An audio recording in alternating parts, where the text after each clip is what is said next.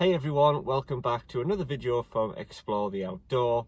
Today I've travelled to Lincoln, a place with a lot of history attached to it.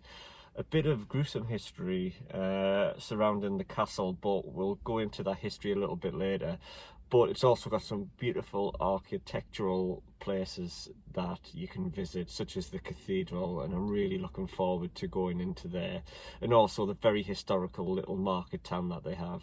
So, without further ado, let's go and explore the outdoor in Lincoln.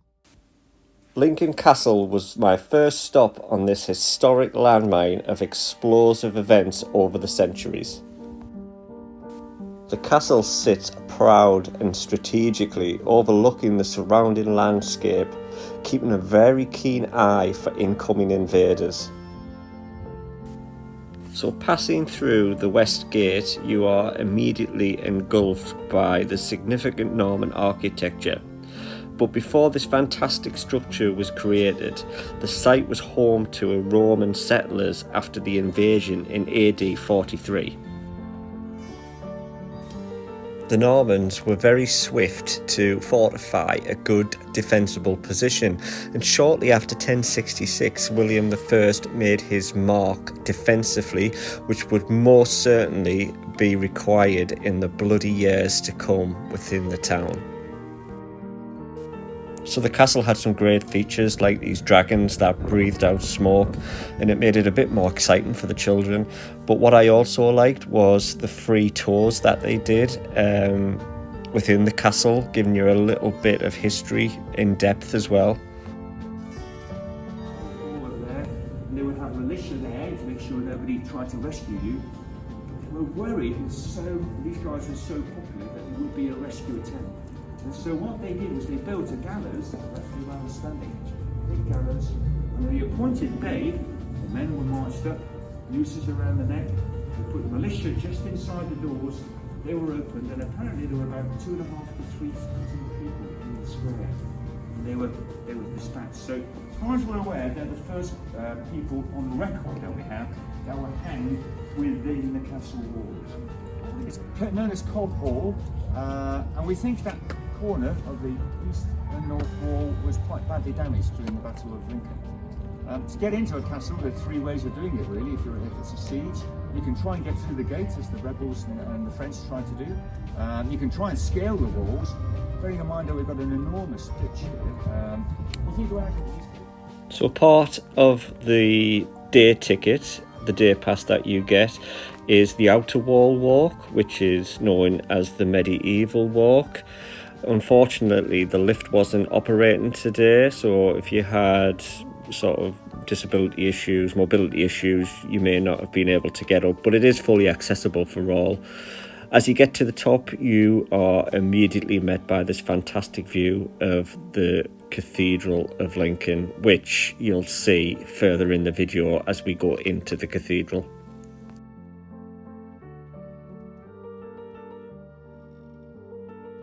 So you can see the observatory tower here, which was built on artificial bankment known as moats, and originally a wooden template would have been in place until the ground settled, and then they would have built the stone defensive towers on there.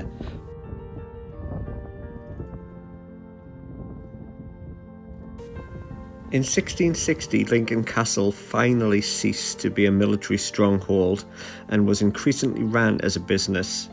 A Georgian prison had been put in place, dealing with debtors, villains, but also witchcraft. The 17th century was that of witchcraft, directed against women, with James I being very fearful of the supernatural in witchcraft.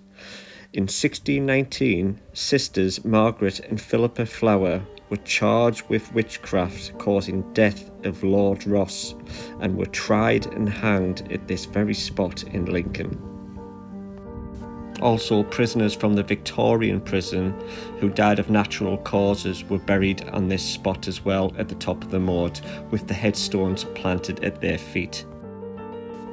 This was the Victorian prison that was built within the grounds of the castle and was aimed at a reform prison where each cell would have running water and a toilet. It would also be a chance for the prisoners to reform themselves and absolve their sins and become a valued member of society. Prisons would not just be for male prisoners, it would also house women, children, and also debtors as well.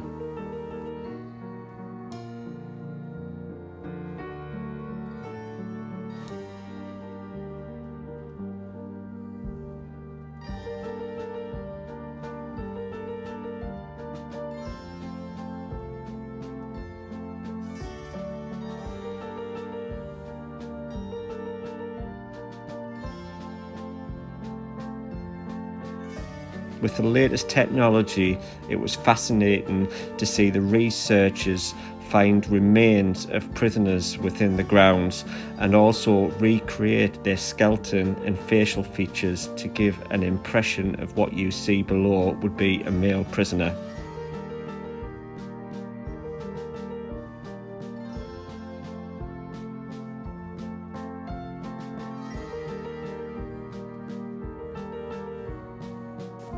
As you can see from the layout and the architecture of the prisons, they haven't really changed much from today's newer prisons. The cells that you see now were made for single occupancy, but because of overcrowding, that was soon to change. As you can see from this clip, you would be subjected to this uniform if you were put into prison. This would be a standard male prisoner's uniform, and also this was on the wall of every prison cell, a list of rules and regulations with also meal preps, what you would get if you were awaiting trial, if you were not convicted yet, and what you would actually get to eat if you were a convicted criminal. The cells would start to become very busy as crime was on the intake due to poverty. What they've done here is they've allowed you to dress up as prisoners just to see and get a feel of what it would have been like to wear those horrible, horrible uniforms. This was the chapel, and as you can see, it was meant for total isolation. The separate booths would mean you were not allowed to communicate at all with prisoners. So within the vault was the Magna Carta suite, and the Magna Carta was an unprecedented document which curbed the arbitrary and exercise of royal power, which guaranteed the certain rights and the civil liberties for free men. But it wasn't on display today, which I was really gutted about, and you weren't allowed to take photos past this point. But there was lots of information about it and how you could potentially get to see it again once they put it on display. But there was pictures and photos. It's too much to go into detail about it now, but I will put a link up about what the Magna Carta is and how it reflects how we live today. A very important document over 800 years ago. So after my brief visit at the castle, it was now time to head towards the cathedral and to be inspired by some of the greatest architecture and skills of manual labour around today.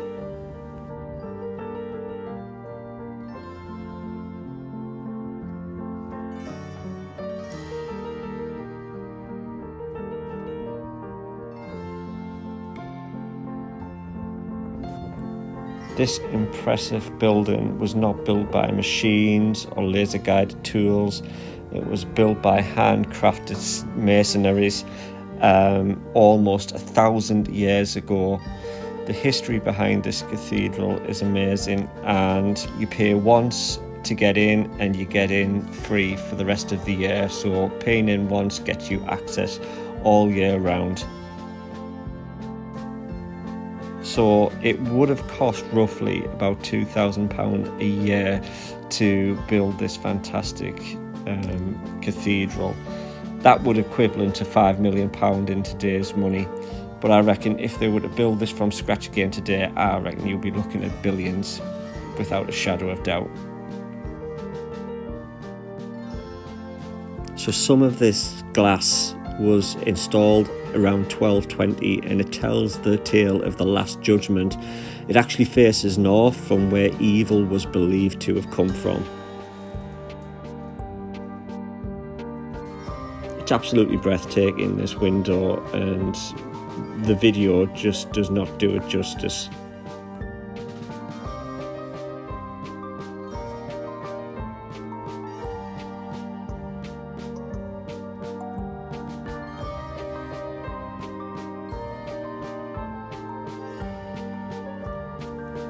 In 1185, the cathedral was hit by an earthquake, leaving only the Norman west front, which you can still see today.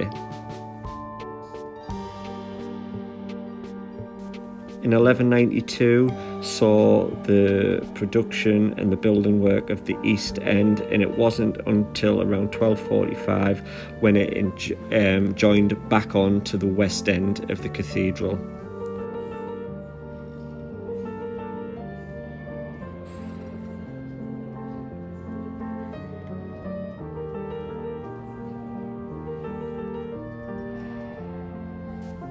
In 1311, with a tower topped with a spire, making the cathedral approximately 525 feet in height, and it reportedly became the tallest building in the world for nearly 238 years.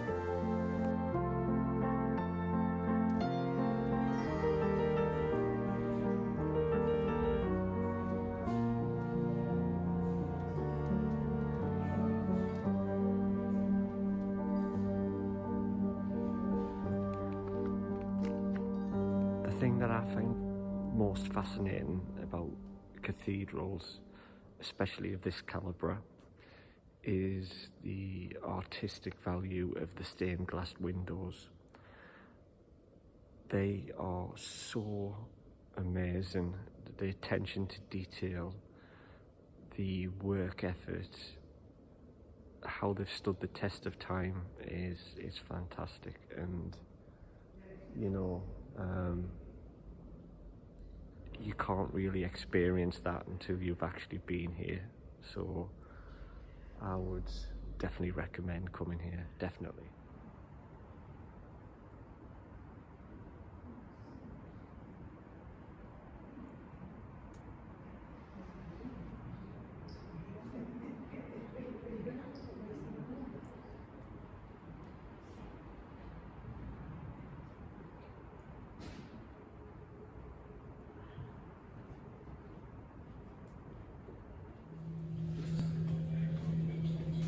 So within the cathedral, there's lots of features that you can explore and take part in as well. It's also a learning curve for children, with fun, interactive activities available for them to take part in and learn a little bit more about the history of Lincoln.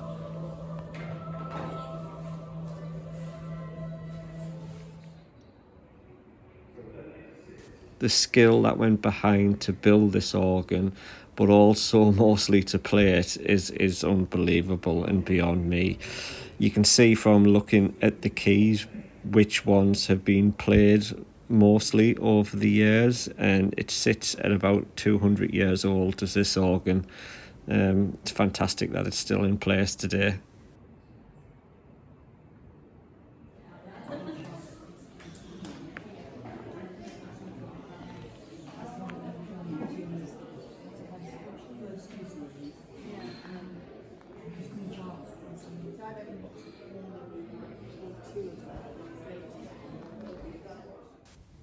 So this part of the video focuses on Lincoln High Street and some of the old style shops that still are around today, obviously regenerated into modern sort of stores, but on the outside still have that old fashioned theme.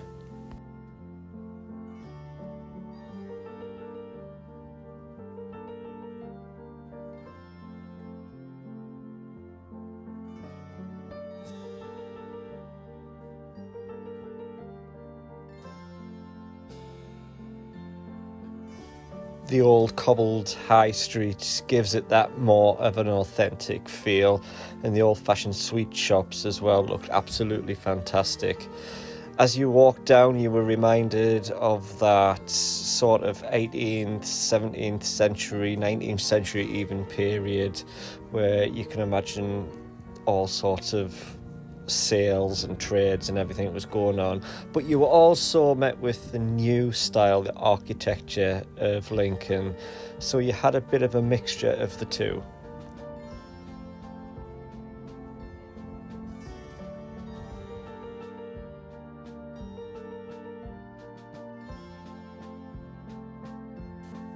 The rail line sits within the heart of the town centre, and as you can see, it was quite busy, and I was lucky enough to catch one of the trains leaving the station in Lincoln.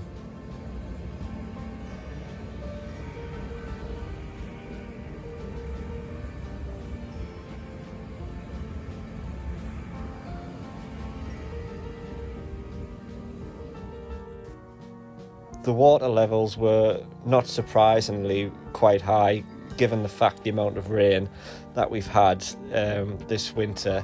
And here all the canal boats were tied up. You can see some smoke coming from some of the chimneys where people probably reside. It's probably their homes, but it was quite nice to see them all tied up and getting ready for the summer adventures.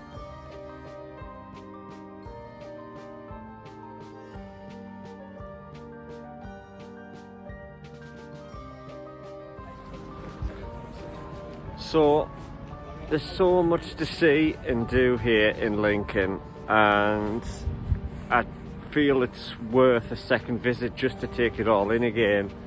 I'm down by the Dockland area now, where all the canal boats seem as though they're parked up for the winter time, getting prepared for the summer so they can go on the journeys. I think you can hire a few out, but the waterfront is amazing. You've got a new complex behind me there, which looks like it's got bars and restaurants. You've got the infrastructure of the rail network, which you've just seen, and it's a bigger place than I thought, and I've really enjoyed it today, and I'm definitely going to bring the family back here in the summertime, where I feel as though it's going to be more alive. You can see there the canal boats just behind me, and the water level's quite high, and I'm not surprised with all the rain that we've had.